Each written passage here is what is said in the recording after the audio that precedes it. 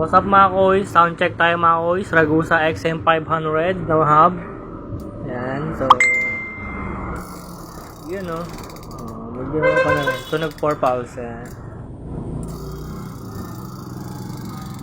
Ragusa XM500. Yan. Sa mga gusto mag-order ko is 1.8 yan. Ragusa XM500. Siyempre may bawas pa yan pagka pick up.